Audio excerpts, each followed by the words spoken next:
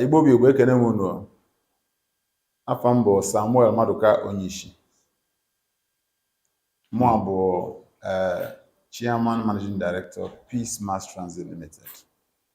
Bụkwaziara Chancellor Maduka University.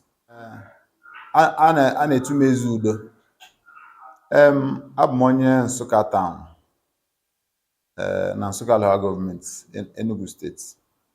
Nna m nwụ n'oge ndị 13 years, and mụ bụ the first child of my parents. So, and I had ụmụaka ịsaa nne na nna anyị mụrụ. So ọ hịara mama anyị ezigbo arụ, mana Chineke nyere aka mama anyị mata Chukwu n'oge duru anyị gbaba na chọọchị. Mama anyị gbagide mbọ hụ na m gụchara secondary school. Oge m gụchara secondary school ị ga-adrọzi, so nsị na ọkụ ka mma na mụ akwụsịzịara ka ndị ọzọ ike gbagote ego secondary school karịsị sọ mụ ijebe university ndị ọzọ akwụsịzịa. So njem wazie ahịa. Amụrụ m ahịa electronics, mechaa mepee recording studio, mechekwa zụọ ahịa ebu m ụzọ mee bus conductor, mee bus driver oge ndị ebe 18 years. So ka m bidoro rụba ọrụ. Ọrụ m rụgoro arụ karịrị ndị m arụbero. Ọrụ m arụbero dị very very few. Yes. So arụkwa m na construction company as a laborer.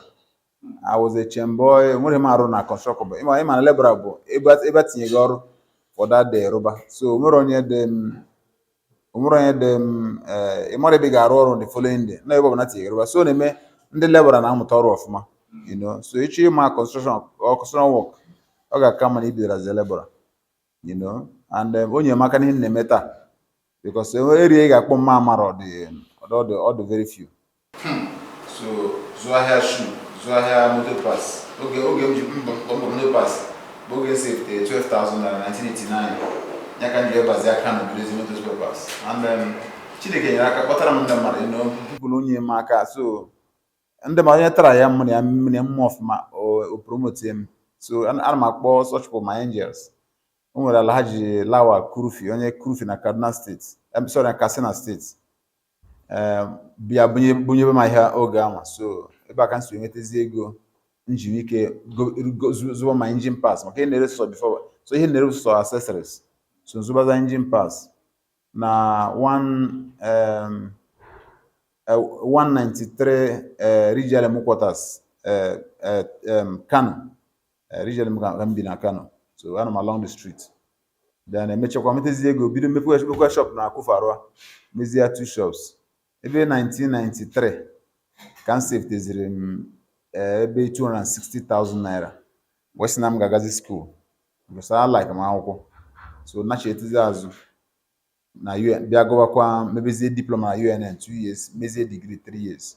I graduated in 1999. Mana to that 260 saved that nji nata from Mugosa ka nji bidozie gote moto na abụọ. You know, because that shop I'm not in aga school a lot of time. And again na rap Kano, I was Adam Ujo na Tom, so nsi Chineke na ijam na eje bụkwa dokwa egwu, because my friends they against in name ke ka anya Nsukka shi na ala na eje go akwụkwọ ndị gụrụ akwụkwọ ha gụtara gị ụmụaka m nọ na shop oge ha ka na zụtakwa ma ha. In fact, within that period na aga school savings maka na save before na rap ụgwọ asa 20,000 naira every month. So how can I save them that 20,000 naira every month? Throughout that my 5 years, I'm telling you honestly. So when I'm going to educational schools, this is in my shop now, but do they have hobby? So I was over in the rap to go outside. And I'm zimoto. I get the moto made 15. You go moto 15 and kusinya moto. Na 1998. Can you kusinya moto? And I'm moto na got school, and I was the best na diploma. You know. So and also in my degree I was the best in the department. Here na cuisine, here go social work now. So here na cuisine be him my go. No, just how na good theory. But and again I practice the thing we all have physics and amaro. And the money but you in money but the schools. If but na school, who's here and and you know. Money no na field. You can make just based on a daily experience. You know, man, man mafia, you know. Why is on a pass? Who got them kill or academy? Boy, to be by him. Will teach you more? I have I'm my hair. Money, why have I'm bow. Hey, the motors about 24 days now. 4 days. Yes, I must not have one. No more can I serve my hair, there are changes here. And any dimension in business. If you have motors papers of 24 days, Abam na shop when I get my go up on you, Mbu with Eba. Mbu with yes, Mbu with Imu Guabo. This is the government ever. Stop shop, I can no more and a bachelor. 24 days come what I hear by cram here there. Oh, my God, I really need my mother, no, my younger ones, no, not for a while. So, no room for coin story. Magako goes in the part of Here, Jesus. In the moment past 24 days. I hear Kwanzur, I have council, I have shoe. I'm home, Kaham, Abba, just go. We're going to want to mammy, go by. I can't invest on a Koran, so I can cash crop on all my village, me, annual invest. I'm Monyamuka, Omokaka. Anyone may 75% of invested land. So I could know that period. My family get 1,200. My mother trusts him so much, near more the money. You know, Nanya can be there also. Yeah. Yeah, I bet I church. Oh, God, my mother na church. Na say na Chineke is the so mo atotebezien na chizenye nyamaka na ahoro nwe nyamaka. Mbiazia pass cha gucha secondary school. Pass a jam. Onye nyamaka abero ko okwu akwụkwọ. So mo a je chubaze no mem na because I have to go bido ruba na metebe go nyere my mother because that is the season. My mother just a normal soccer housewife. You know, the only thing when I buy in a township. So even I buy you get you wait up upon a farm or orange. You get it in my hair. The small house my father to put on the tenants because I buy. So here I in your own, you know. So buy a brim mobodo. Man, I am Rosiana. If you get a cobble woman, any small one I get it because I be in the township. You know. So only in Macaberosi. Then come the tuzin Naruzo. Nogideze mkpanye nepụta na buying body mkpa without stress. Nchọpụta na mmụọ bụ onye enyemaka ọ mmụọ bụ onye enyemaka Chineke si na-eweta mana mmụọ achọpụtara n'oge. So mana o sokwa emezie m adị m ahụzi onwe mazụ onye mere achieve something. Ana m ahụ onwe mazụ onye Chineke ji aza ekpere mmadụ. So ọ bụrụzi because of me, not because of some other person's prayer. Imego so o so mem jijuo m oyi. Because I'm the hen Chineke na abụrụ na magbaka mbọ. No, ihe abụ ebumnobi ka Chukwu chọrọ imepụta. And it continued till today. Yes, it continued though. So all my success, my achievement abroad because of my hard work or my being smart. No, bro. Yeah, Chineke chọrọ not deliberately to use me. Odo nke a doro m anya complete. Okay, to make him. Ebe one ga well, case nke m dị iche o. Nke m bụrụkwa case of whether ma gwọrọ ọgwụ. Ma ihe ọbụla Chukwu God decided that na ya chọrọ ka e were onye a mee sample. You know, o nwere lot mama nke onwere because ihe m bụ emem debt. Yes, I'm a businessman for a very long time. I've done business for something years, 42 years of my life. So mana in debt. Ana m arụ ọrụ 10 years ahead.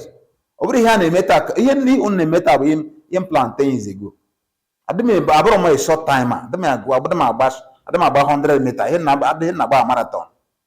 You know, so I believe na onye ọbụla chọrọ ịbụ ọgaranya, so to speak, ga-arụsi ọrụ ike. And obere ha na-eme na 1 day, ha na-eme na 2 days. Mana ọgaranya bụrụkwa through hard work ọkwa Chineke na-enye o. Because ama m ndị m na ha bidoro business a ma transport ma motor papers ma ndị kụziri m ya ka ebe ha nọcha. You know, so and onwere ihe mmeri dị iche n'ihe ndị ọzọ na-emero. It's just that na mmeri nke mana work nke onye mere nke ọzọ na-adaghachi azụ. And ịwọcha business ị ga-ahụ na mmadụ 10 bido business. Ndị na-agafekwara akarịkọ mmadụ ebu ahụ. 8 ndị ọzọ adịghị emekwa adreesị. Yes, now. Ị ga-agba mbọ, of course, for that akaraka to even come out. Mana akaraka ha bụrụ guarantee. Na that mean na ịgba mbọ ha bụrụ guarantee na ị ga-aga n'iru. Ịma na ị ga n'iru dịkwa iche iche o. Like ọ bụ na ịta mbọ ya Nsụka na ime ka sị na ịbụ big man. Mana big man gị niile bụ kwụsị na Nsụka. Emego ike ya nzabụka big man nke erute 90 mile. O nwere nke abụza big man nke eruo abụọ Ọnịsha, nke onye nwụzọ abụọ Lagos, ọ kwụsị na Nigeria. Bụzi ị ga-abụzi big man afọ ya ezue mba niile. Ije America ọnụ ogwure egwu, ịbịa na China ọnụ ya, ije United Europe, ebe ọ bụla ịkpọrọ ọza. Ọ bụzi global citizen. So eme different levels of ịbụ ọgaranya. Mana ụdị ọgaranya nke unu na-ekwu ka ị na-ekwu kịta bụ ọgaranya igo moto gbaa moto. Ọgaranya ihe abụọ na ọgaranya na m. Ihe bụ temporary show. Ndị na-egoro moto zara oke afọ 10-20 years ago, where are they? So all those things they fade. You know, iche ịbụ ọgaranya tọrọ atọ, ị ga-arụ ọrụ usoro ike ma adreesị. Ndị na-akụ adịghị ma adreesị. Ya bụ ndị ka ndị a na-eji ebugharị portfolio. Onye apụta ogoro moto na-agba na-achịgara akwa na-agba perfume, eyi chain na-agba wire. Ihe a ka big eji mara ọgaranya. Eji mara ọgaranya isa na signature. How many jobs can you create? Mmadụ ole ka iwere n'ọrụ ya ka eji mara ọgaranya. But ndị epụta na asị na onye mere ego dị etu a, na ya rụlọ dị etu a. Ọ bụrụ ha iji ama ọgaranya na obodo mepere emepe bụ mmadụ ole ka iwere n'ọrụ. How many jobs have you created? Ọ ya ka eji mara ọgaranya. Onye bụ ọgaranya. You know? So ị ga-enye mmadụ ọrụ ma ọ n'ime ọfịs. Ọ bụ n'ime factory ga-enye mmadụ ọrụ. Ọ bụ n'ime shop ga-enye mmadụ ọrụ. Iji faịlụ agagharị asị gị na onye na-arụ na onye na-eme computing na ọ bụ software nke chemicals, good and fine, mana ị ga-enwe n'ọfịs ebe a na-arụ ahụ ihe a na-arụ. You know, but the modern world dị iche na oge nke anyị. But what I know is that work is still work. Because even people like ndị ọcha akpachara ezigbo ego a na-anụ afọ ndị banyere na chịkọpị. Nwere onye na-akọpị na-enwere na history. So more than encourage their story. Who can etu anyị si ata afọ ebe a ka a sikwa ata afọ n'obodo Igbo. Ade so again na mụ abụ m ime Nsụka town. So abụ m onye township, Bible township. Eto m na township. So ụmụ ihe 419 mazes na-agwụ ọgwụ. Amara m ya as starter. Ana m ahụ ndị na-emeghe chukwu m ya. Today ebe ka ha njana ha zụrụ ụmụ ha na school. So ka e na-eji kọpịara onye na-akwụnwere onwe ụgwọ akwụkwọ kụziere m ụzọ. Ya kụzigodoro onwe ụzọ na onye dibịa na-agwọ anyị na-achọkwa ọgwụ ọgwụ ịbụrụ big man. Ogbe ọgwụgwọ na be ha. Nye bido na be ha na oke ya na be ha na-ebuzara bilonia. Mmụ a esobezeni ya n'azụ. You know? So Onyishi na-edu onye na-ahụ ụzọ. Mba. Ya 419 na wayo gboo. You know, mana is all unfortunate ụmụaka achọghịzị ịgụ akwụkwọ, ha achọghịzị ịmụ ọrụ. So many of them gives into this fraud called this na-eme money ritual. Ihe na bụ fake, ọ bụrụ eziokwu. Emere ka money ritual gịnị? Ka onye na-emere gị ebe ka na-eme ya. Anụkọta ihe ije gbuo mmadụ sị na-eme ka ime ritual. You are a murderer. Emere ka money ritual. Agwọtaghị ego n'ọgwụ. Ọ bụ na a na-agwọta ego na ọka nje na Central Bank ime aka etu a. Ego edebe ha disappear la na bege na. Mana onye na-agwọrọ gị ọgwụ a ọ gasịgo nyegoro ego ga-eji gba fuel. Unu wega ebe ahụ na-aga. Mana ọ ga-agwọ ọgwụ eji enwe ego mana o jiri ego fuel. Kwanakwara gị ego kwụọ ụmụ ya school fees. I transfer gị ego sị cheki ya bịka anya mere ọba ebe a kwụọ ụgwọ school maka na-achịchịpụ nwa ya na class ebe ọ na-aga school. Ọ transfer gị mana ọ bata ọzọ akọrọkọ ya na-akọ. You know? So all those things don't work.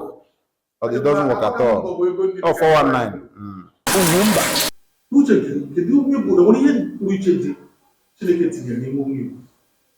Abịa na nke a na-ekwu for me onye bụ onye Igbo onye amụrụ na Igbo na-asụ Igbo papa na mma bụ onye Igbo. So mụ bụ onye Igbo.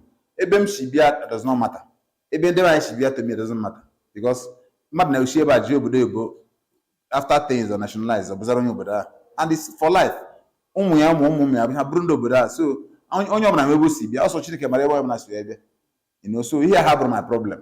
Ebe mmadụ si bịa bụrụ my problem. The point bụ na papa bụ onye Igbo amụrụ gị ebe a ito n'ebe a nwere culture ọzọ ime na-abụrụ ebe nwere adreesị ọzọ ime na-abụrụ ebe a ịbụ onye Igbo. You know, so abịaza na etu esi eleghere ndị Igbo anya onweghị etu esi eleghere ndị Igbo anya. Nwere asị na na-emegide ndị Igbo na Nigeria nwere na-emegide ndị Igbo na Nigeria. Onwere na-emegide anybody. It's just because na people are married with gifts. ndị mmadụ aghọtara ihe bụ onyinye Chineke nyere ndị mmadụ. Chineke nyere obodo ọbụla their own gift. Chineke nyere every family their own gift, but people will refuse to identify their own gifts. Echọwa gift ndị ọzọ. Ịbịa na Nigeria, o doro gị anya ihe Chineke nyere anyị bụ ịzụ ahịa. Onye ọzọ mebeziri anything na Nigeria na-abụrụ ịzụ ahịa na Nigeria nọ bụ onye Igbo. No, a different area Chineke nwere ike igosikwa onye ahụ. Oge early 60s, ịbịa na ndị na-ahụ maka ndị ọchịagha, ndị military and the rest, ndị Igbo gbagotere ebe ahụ. You know, after the Civil War, ọ dịzị ka anyị agbatụrụ agbatụ. Mana ka anyị gbatụrụ ebe ahụ, ọnụ nwozi nke Chineke nyere anyị, o nyere anyị. Ndị be anyị according to ndị mụ ka nwata oge ahụ anyway, but ndị kọrọ akọ sị na e nyere anyị 20 naira ka ọ gịnị 20 pounds. Anyị ji bido life after. Ka anyị nye 20 pounds ahụ ka anyị ji bido life after. Negezie Nigeria anya taa, nezie ndị nye 20 pounds, nyezie ndị bụ ego niile, gwazie m ebe ndị Igbo lụzụ, ka ndị ka wee gaa n'iru. So, o nwere nke Chukwu nyere anyị. Ọchọ nke onye Igbo na-asị na a na-eme mmegide, ma na anyị nọ n'azụ, ma na anyị yi azụ efe. O nwere azụ efe anyị yi. Ndị yi azụ efe bụ ndị emeghị nke Chineke nyere ha. O nwere nke Chukwu nyere anyị. So, let us maximize nke Chukwu nyere anyị. Wuri bara onwe anyị n'uru, wuri eduzie ebe anyị. Chineke nyega anyị trading. Anyị na-azụ ahịa, azụta ezigbo ego. Mana anyị zụtazi ezigbo ego ha were develop obodo ndị ọzọ. Anyị na-ekwu na anyị nọ n'azụ. Mana ịzụtazi ego were develop obodo ndị ọzọ, bunu nweghị dị na bunu. Isi na ịma ihe, isi na-achụ ego. Ndị Igbo kere kọmpani ka ndị Igbo nwere. Because onye ọbụla chọrọ ka ọ bụrụ chairman chief executive. Ndị Igbo nwere ike dị mmadụ 10 gbakọta ọnụ. So ezigbo kọmpani kara aka a na-ekwu maka ya na Nigeria, na-ekwu maka ya na Africa. Onye ọbụla chọrọ ka ọ bụrụ Onyishi ya Alhaji ebe ọbụla ọnụ. You know, so anyị make anyị one na anyị agbakọ ọnụ ka anyị make grow bigger businesses. Number 2, anyị ga-ewenata ihe Chineke nyere ka wee dozie ebe anyị. Ka ndị mmadụ were apịa na-aka anyị ọnụ. A na-ekwe anyị na ihe infrastructure emeghị nke ọzọ. Mana onye ndị Igbo na-emere ego nata obodo a tinye 50% of ya mere na Igbo. Ana Igbo onye ga-abụ that streets and roads everywhere. O nwere obodo nọ na Igbo na-enweghị enough billionaires ga-ata all the streets na be ha tinye million na be ha. O nwere village emeghe. O nwere ana Igbo niile. Ndị Igbo too blessed. So anyị ịkọgbudo aka. Adịmala ekubara aka udo aka ahụ. A na-akị ọrụ ka onwe ihe anyị na-emis. Onwe ihe anyị na-emis. Chukwu egozike ndị Igbo. Mana we have not decided to use Chineke nyere anyị bịa tụọ Chineke mma na alaba anyị. Ije South Africa ndị anyị guru di ya na-eme ihe kwuru ike. Ije Ibadan ha nọ, ije Kano ha nọ, ije Abuja ha ma Abuja, ije Lagos ha ma Lagos, mana apụtasị na na-emegide ha na Nigeria. A na-emegide Nigeria, ndị ọzọ ga-agbafụzịrị ya. Anytime ije na Nigeria, after ndị obodo ma obodo ahụ, the next development bụ ndị Igbo. Isi na a na-emegide gị na-agba nọmba 2 na Ibadan, agba nọmba 2 na Lagos, agba nọmba 2 na Abuja, agba nọmba 2 na Port Harcourt, agba nọmba 2 na Kano, agba nọmba 2 na Kaduna, mana na-emegide gị. You can just say first everywhere. They will not people now. I had a move from our government, good and fine. And you have very big companies, good and fine. Mana individually, we are all very, very successful. So because what that cause na megide ndị Igbo, ndị Igbo just ma appreciate each other anya ha. Baba we nke agbashi ike. Anyị ga na we ndoza abịa yoba anya yoba. Ha ga-abịa ya anyị biko anyị bịa chiwa Nigeria. A ga-ahịa anyị biko anyị chia Nigeria because anyị dozie ebe anyị ha ga-asị ka Igbo anyị were na-esi bụza Taiwan n'ime Nigeria. Nna sị kọkọrọ ndị ka na maganda ihe nna dị na mena be ha ma ha bịa mee na the entire Nigeria. Invitation, we've been invited o. Ama ogezokwu. Ọ bụrụ ha na akọ n'ọkpọ. Ọ bụrụ ha na akọ n'ọnụ. Let's work and let's develop our place. Because the only place I get you sample but ban ka give sample. Unye maswa uru na Lagos, iburu nye Lagos. You maswa uru na Abuja, ibu hanya Abuja. Amanye ndị banya location na Abuja. Iwere location ndị obodo ọzọ, ndị obodo were ere ndị banya, ndị banya were ere state.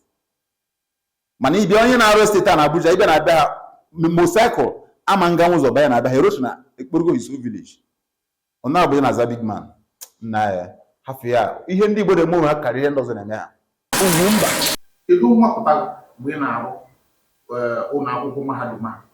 Enwere etu esi gbanyere ya aka ka ọ bụ na ikpe biri mewu ya pụta ya n'ọkụ dịka etu ndị Igbo na-esi eme ha mgbe.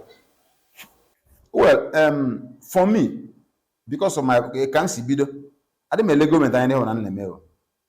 You want to know government bịa tinye aka na n'ikpeazụ good and fine ha bịa I don't planning not tinye government na gọọmenti ga-emere m nke a mere m nke ọzọ adị m atinyekwu ya adị m erutekwa gọọmenti ma na-eme plan ihe na na-eme because onwere onye mme onwere onye na-ekwuchitere m sọsọ Chineke ka mme so mụ na Chineke kpacha ha na ngaba ọ bụ na gọọmenti bịakwutezie m n'ụzọ nye aka good and fine ihe nye ha aka ihe nna m arụ ọma nkwụsị ịhụrụ ebe a ịhụrụ ọkụ adịrị ebe a uru polu eletrik gafetere ebe a ọkụ ị na-ahụ na-enwe ebe a anyị ma tinyere ya mmiri na-agba ebe a anyị ma tinyere ya ihe niile na-eme n'ebe a na anyị tinyere anyị tinyere ya uru ka asịtọ ka gọọmenti bịa mere anyị oruzie echi gọọmenti bịa mee anyị na-ekele Chukwu mana ha emeghọ ihe anyị na-eme ga na-aga emere m transport na Naijiria onwere obodo mere pak sọsọ na Kano bụ ebe steeti gọọmenti nyere m assistance nye m pak n'ime gọọmenti pak without ịkwụwa nkọbụ and without isi m kwụ ụgwọ to any agency maọbụ any contractor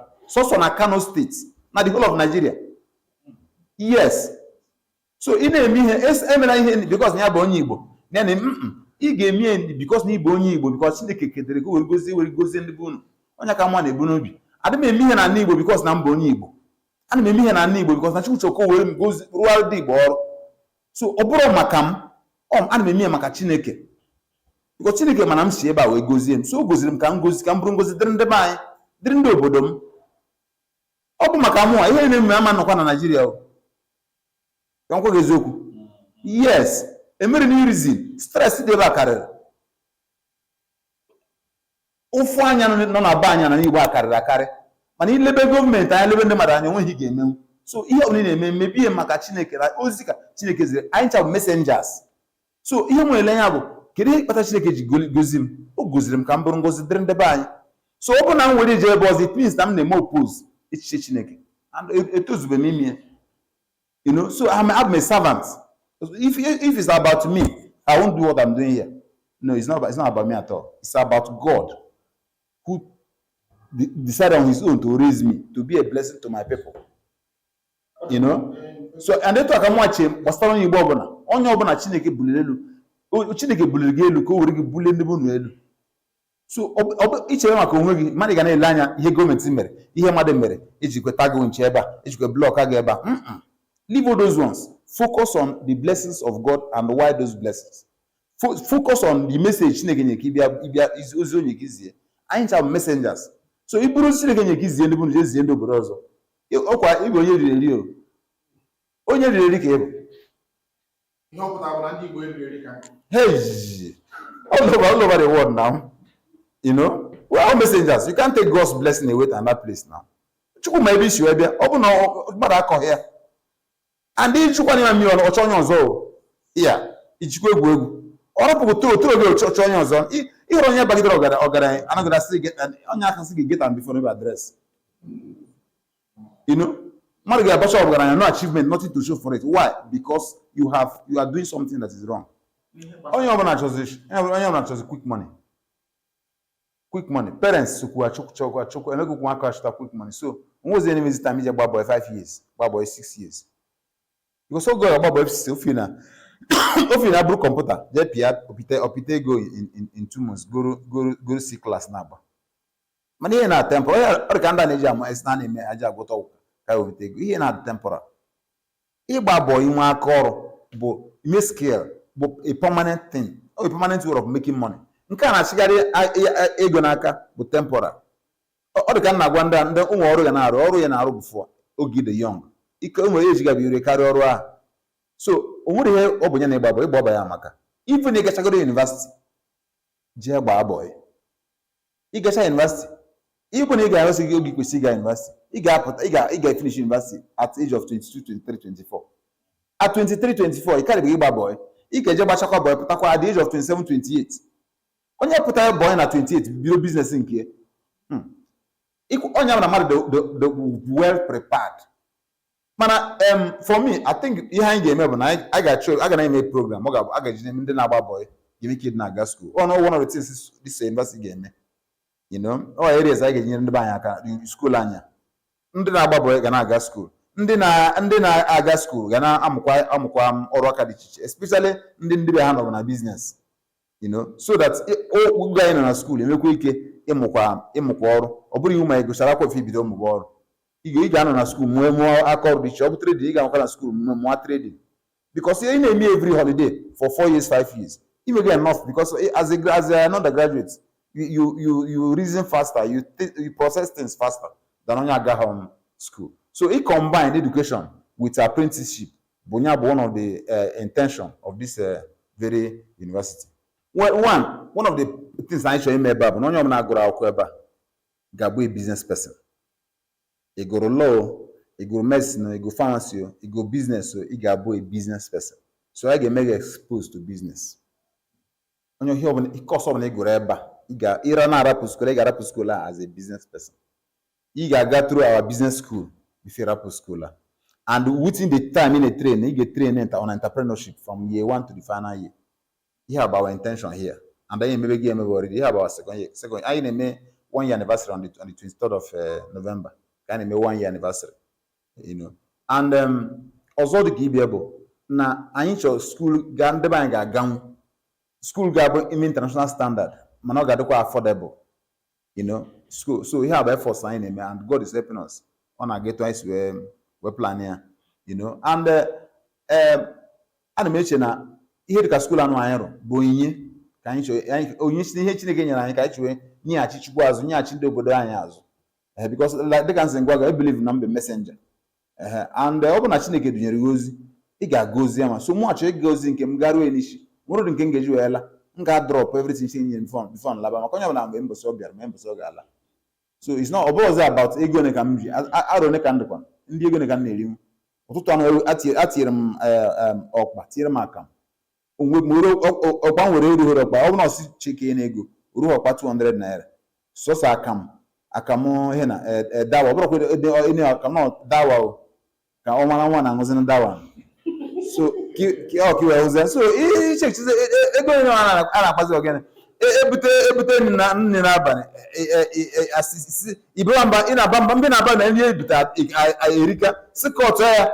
because ọ bụ na akọtụ ya ebiri erichafụ ọ bụrụ ọnọdụ agụgo mana ịchọrọ ịkọtere quantity na-eri so mbe na-aba abụrụ na ebutere nri na mbe na-aba na nne ebutere erika na ha chọrọ ka adịghị ka ị na-eri too much ebute isi kọtụ kwee half so ebe ị ga-eri ba na half ma wesi na half makọta na half of half that's ị na-erizi kwọta nna nwoke ọ nwere na-egosi gị ọ na-egosi dị ha abụzi ya problem so onye ọbụla ji ozi ọ bịara Chineke dị ozi ozi Chineke dunyere gị so that mbọsị ị ga-anwụ ka ị na-amụ amụ ya na-anwụ ma ekpere m nebere mbọsị m ga-amụ ka ndozi ezi m etu a that's the highest thing that happen to anybody that's the highest thing etu idubere iru enwụ na-egosi the summary of your life as you are departing so achọrọ m na nna depart ka ize m na-ame basa onye bụ ọsọ asị na nwoke ahụ dara gbara ọ nakara amụ amụ anyị gụsịrị point so igosi na nwoke kwadara akwado na nwoke jijere ozi ọfụma you know because ọ bụrụ anyị ji ndụ anyị my thinking is that there is a purpose why God brought us here na ma m ga-deliver adanụrụ m exam m ga-deliver yes m ga-agbe Chineke obi ọṅụ ya achọrọ ka Chukwu sị I am happy that I raised my son somewhere from nowhere to somewhere that's all More Samuel, you know, before David, you know, my Joseph had in me. God brought a lot of things together in my life.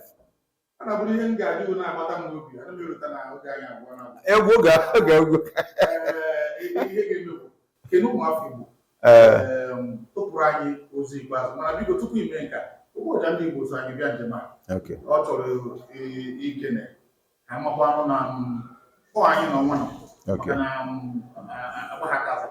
Yes. IGBOMOVIES mmụọ ọzọ ekene mụ na ekene ọnụ ka nke n'ọnwa na Nsụka agbụrụ weke enyi ọnwa na Nsụka ife njisi ka nke na-egi na-eboka ikwu n'anya ife agba n'aka ejighị na-ekiri nya ma ibe maka mgbe a na-eme njem be anyị ịchọrọ jere gị ọsọ gara ọnụ ibido Krismas ọ dịrị anyị mfe Jesu ebe niile ọmụma bụrụ eziokwu ndị Nigerian bọs niile mechakwa okwobe ekwuru onye ọbụla na-emewe obere bọs na Krismas nwere ihe ifedeghị mmadụ ekwechighị mma taata iti igwe onye mahadum nke ụmụazị Jesu akwụkwọ ọfụma maka na eziokwu mgbe ụfọdụ nwata na-achọ ịba n'ụlọ akwụkwọ asị na-egbugbu kwọta mana biko mmadụ ka yunivesiti egbugbu kwọta maka ndị be anyị ka marakwa amara ọkwa onye awara onye Igbo onye ajịghị bịa ba ka ọ bụ ibe dị mma ọnwa ọchọ ka o ji eme gị ọdachi ekwe n'ihe otu kwuru eche gị n'ụzọ atanụọ ya Chukwu agọzigbo oge ya were ndụ na ahụike chọrọ anyị gị mma